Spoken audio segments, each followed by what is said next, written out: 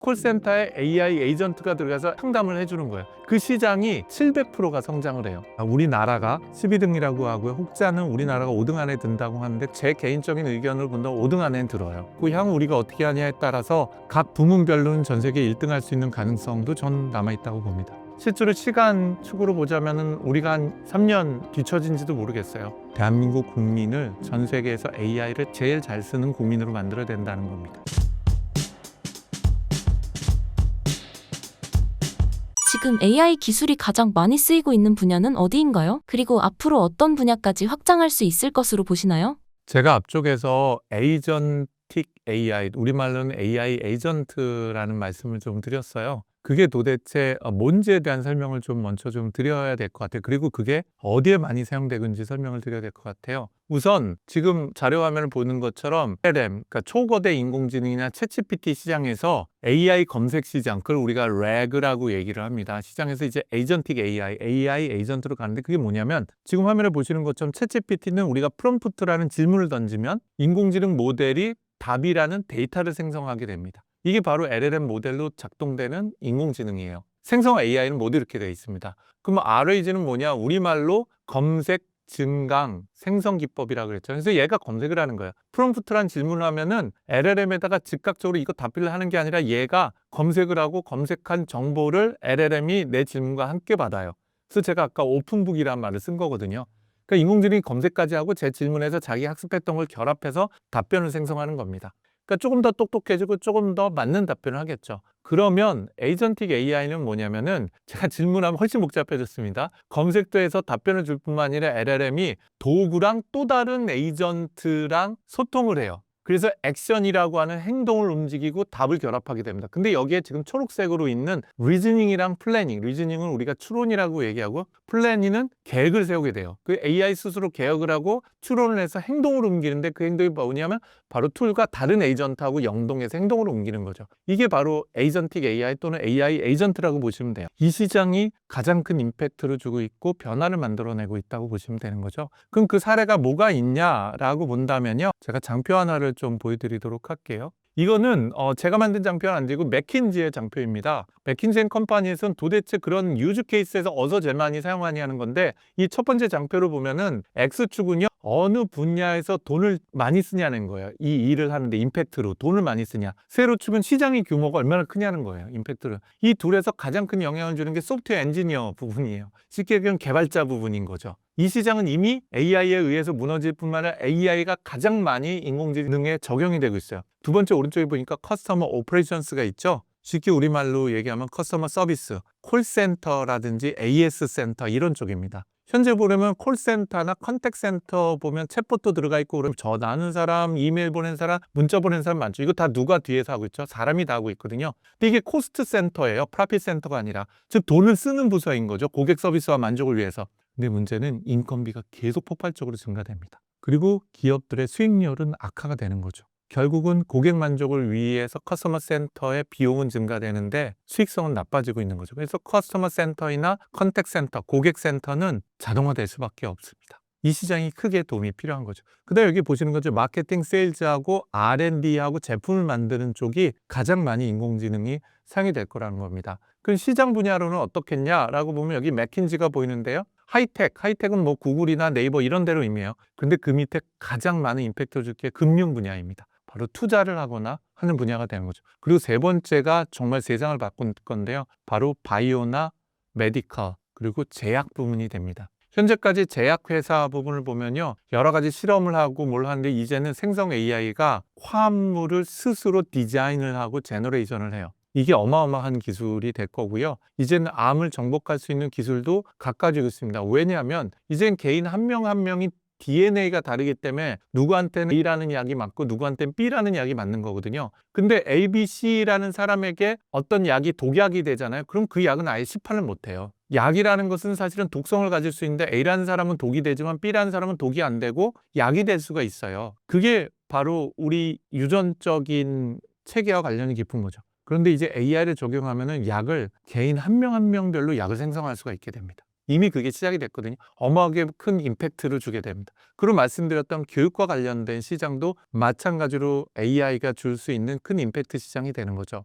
그래서 제가 그 유즈 케이스 몇 가지를 한번 사례를 좀 가져와 봤거든요. 첫 번째 시장은 말씀드린 것처럼 소프트웨어 시장이에요. 지금 뭐 화면이 조금 깨져 보이기는 하는데요. 소프트웨어 시장이 보면 챗GPT나 아니면 탭9이나 또는 코파일럿 같은 게 있는데 이게 뭐냐면 개발자처럼 개발도 해주고요. 디버깅이라 그래서 버그도 잡아주고 이런 것들을 AI가 합니다. 여기 보시는 것처럼 구글은 25% 이상이 재작년도에 이미 AI가 코딩을 해요. 그 밑에 보시면 가트너라는 기관에서 분석한 걸 보면 향후 10년 내에 소프트웨어 엔지니어 80%가 AI를 못 쓰는 소프트웨어 엔지니어 모두 다 퇴출될 거라는 거예요.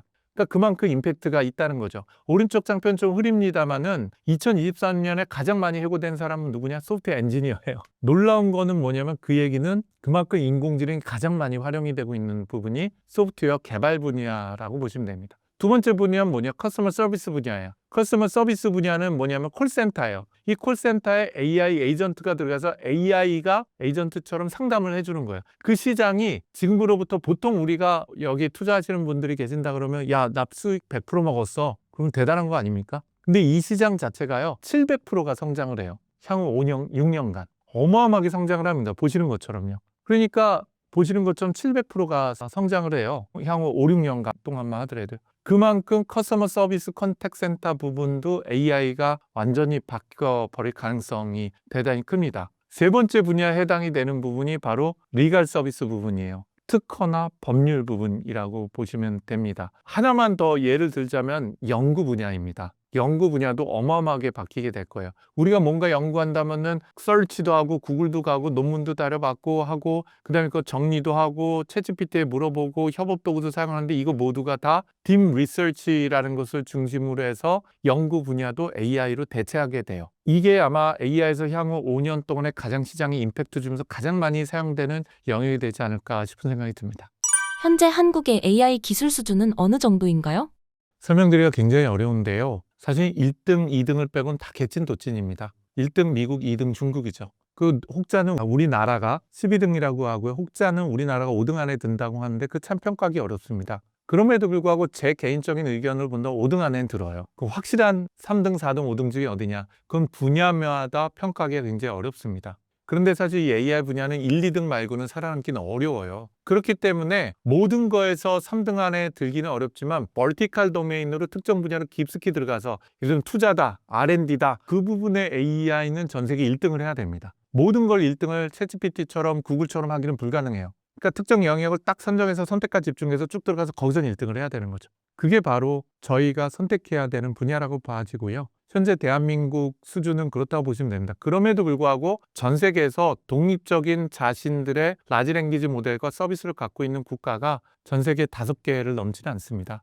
그래서 5등 안에 들 수 있고 향후 우리가 어떻게 하냐에 따라서 각 부문별로는 전 세계 1등 할 수 있는 가능성도 전 남아있다고 봅니다. 한국과 글로벌 대기업들은 AI 시대를 어떻게 준비하고 있나요?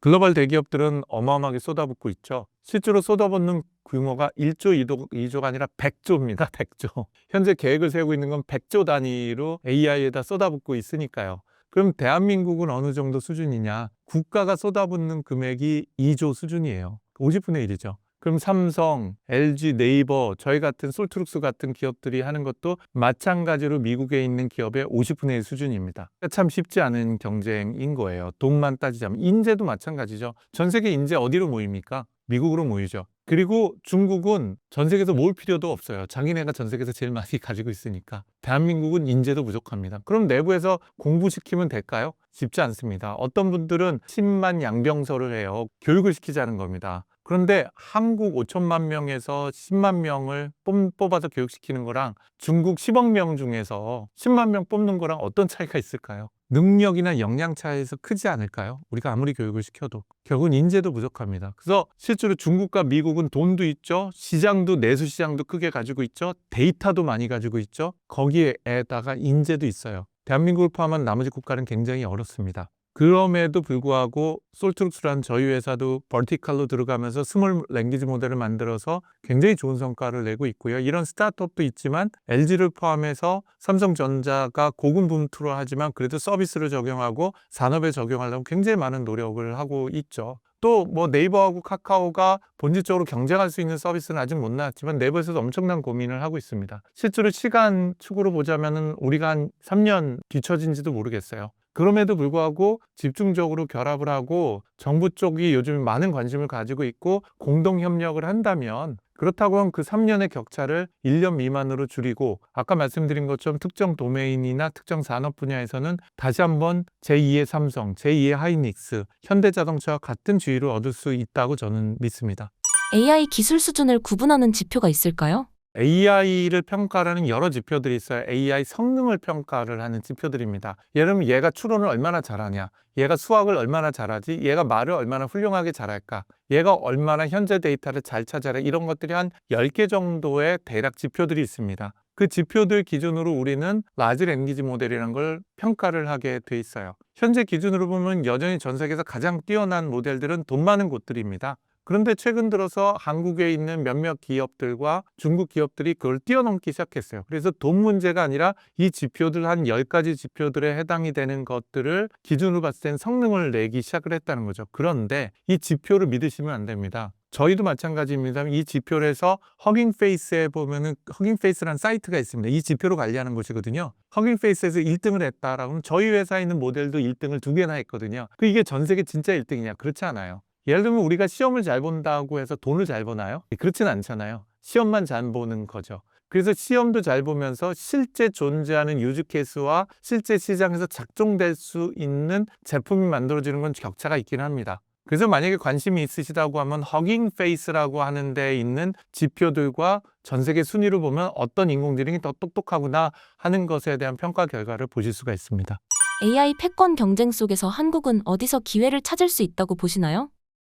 저한테 그걸 묻는다면 저는 우선 첫 번째 대한민국 국민을 전 세계에서 AI를 제일 잘 쓰는 국민으로 만들어야 된다는 겁니다. 이게 듣고 계신 분 중에서 전 세계에서 대학 졸업률이 제일 높은 국가가 어딘지 아세요? 바로 대한민국입니다. 전 세계에서 문맹률이 제일 낮은 국가가 어딘지 아세요? 대한민국입니다. 놀랍게도 대한민국은 문맹률이 0.00 몇 %밖에 안 돼요. 실제로 10만 명 중에서 한 명도 안 됩니다. 문맹, 글을 못 읽고 못 쓰는 사람이. 놀랍게도 미국이요. 제가 맨 마지막에 봤을 때가 1%에 가까워요. 100명 중에 한 명이 글을 쓰거나 읽지 못해요. 미국에서. 놀랍죠? 그게 사실입니다. 제가 한 5, 6년 전에 조사를 했을 때만 하더라도 현재는 어떤지 제가 모르겠습니다. 그만큼 대한민국 국민은 열정적이고 똑똑합니다. 모두 다 대학을 나왔어요. 그런데 여기다 하나가 더 있어요. 우리는 해외 사람이 첫 번째 국내에 오면 배우는 단어가 뭐죠? 빨리빨리예요. 빨리빨리. 우리는 모든 것을 굉장히 빠르게 어댑테이션을 해요. 빨리 수용을 합니다. 그걸로 대박난 게 바로 우리나라가 인터넷 전 세계 1등 국가가 되는 거였습니다. 그걸 갖고 우리는 IT 강국 대한민국이라 불렀죠. 그게 어떻게 가능했죠? 기억하시는 것처럼 97년도 말에 IMF 터지고 나서 98년도에 김대중 정부가 들어섰습니다. 그리고 선택한 게 3가지 정책이 있었어요. 첫 번째, 광케이블 깔아. 그래서 대한민국 전 세계에서 가장 빠른 인터넷 국가로 만들어. 이게 1번이었어요. 그래서 그때 저도 그 당시에 지금 과기정통부 자문위원도 하고 그랬었는데 다들 공무원들이 고민했어요. 야, 이게 전 세계에서 1등으로 우리나라 국가를 어떻게 만들지? 근데 대한민국 국가 어떤 나라입니까? 빨리빨리거든요. 그래서 2년 만에 대한민국의 모든 지방까지 광케이블을 다 깔아버렸습니다. 전 세계 1등이 됐어요. 그러고 났더니 2G, 3G라는 이동통신 속도가 나온 거예요. 이거 다 깔아버려 라고 하니까 2004년, 5년도가 됐을 때는 대한민국은 지하철에서 전 세계에서 가장 빠른 인터넷을 하고 지하철 안에 앉아서 유튜브 스트리밍을 하기 시작했어요. 지금 뉴욕에 가잖아요. 지하철에서 인터넷이 안 터지는 정도가 아니라 전화도 안 터집니다. 런던 가면 제가 아주 복창이 터집니다. 지하철에서 전화도 안 터져요. 문자 보내면 문자도 안 나갑니다. 대한민국 국가적인 지리적 위치가 있어요. 뭐냐면 덴시티가 높아요. 도시에. 결국은 광파이버나 이런 서비스를 집중적으로 할 수 있는 것이 가능한 거거든요. 그럼 우리나라는 전 세계에서 가장 똑똑한 국민들이요. 85%인가가 대학을 졸업했다니까요. 입학한 것도 아니고요. 이런 분들이 전 세계에서 가장 AI를 잘 쓰도록 만들어주자는 거예요. 쉽게 얘기하면 지금 보편적인 급여로 해서 50만 원씩 100만 원씩 주자가 아니라 지금 구버 서비스 같은 거 2만 원이면 쓰거든요. 챗GPT도 마찬가지지만 3만 원이면 씁니다. 이거 대한민국 국민 전부가 쓰도록 하자는 거예요. 예전에 인터넷, 파워포인트, 브라우저 이런 거 쓰는 걸 동사무소에서 가르치는 것처럼 그렇게 전 국민이 쓰도록 해서 전 세계에서 가장 AI를 잘 쓰고 그 눈높이가 높은 국가로 만들면 됩니다. 그럼 어떻게 될까요? 전 세계에 있는 AI 서비스하는 기업들이 한국으로 모일 거예요. 왜냐? 대한민국 가장 앞서가는 국가니까. 똑같이 그랬어요. 인터넷 시대 때도요. 그렇고 모바일 시대 때도 한국으로 다 왔었습니다. 지금 그 동력을 잃은 거죠. IT 강국이라는 동력을 잃었습니다. 그 AI 강국을 어떻게 만들어야 될까요? 대한민국 국민이 그걸 제일 잘 쓰도록 만들면 됩니다. 그게 저희가 보기에 첫 번째 AI 강국을 만드는 대한민국의 전략이어야 된다고 저는 생각해요. 두 번째는 뭐냐? 모든 걸 잘할 수 없으니까 버티컬 도메인에 깊숙이 들어가는 걸 해야 돼요. 그리고 대한민국의 국가적 문제를 해결해야 됩니다. 예를 들면 대한민국 GDP 대비로 해서 전 세계 R&D 자금을 제일 많이 넣는 국가거든요. 지금 정부에서는 그래서 뭐 R&D 마피아가 있다는 등 뭐 예를 들면 카르텔이 있다는 등 그런 거죠. 돈 R&D 쓰면서 효과 안 나온다고. 근데 그렇게 얘기할 게 아니에요. 현재 전 세계에서 GDP 대비 R&D 1위가 이스라엘인데 거긴 조그만 국가니까 빼버리면 결국은 대한민국이 전 세계 1등입니다. 근데 R&D 효율은 10위권이에요. 말이 안 되는 거죠. 그것도 압도적으로 저조해요. 효율성이. 그런데 지금도 우리나라 국가연구소 가거나 연구소 가면요. 손글씨 쓰고요. 실험한 거 종이로 인쇄해서 딱풀로 붙이고 앉아 있어요. 디지털 트랜스포메이션이 안 돼 있다는 겁니다. 그 얘기는 제가 하고 싶은 얘기는 AI 트랜스포메이션을 국가적인 과제에다가 먼저 적용해야 되는 거예요. R&D 혁신 국가적으로 해야겠다. 그럼 여기에다가 먼저 적용해서 R&D 리서치, 지금 보시는 에이전틱 AI 리서치를 하는 부분의 딥 리서치 같은데 적용을 해야 된다는 겁니다. 그렇게 해서 국가적인 문제와 국가적인 생산성 부분에서 파운데이션 기반 자체를 올리는 것에 집중을 한다면 대한민국 또다시 성장을 해가면서 새로운 시대에서 경쟁력을 가질 수 있을 거라고 저는 생각합니다.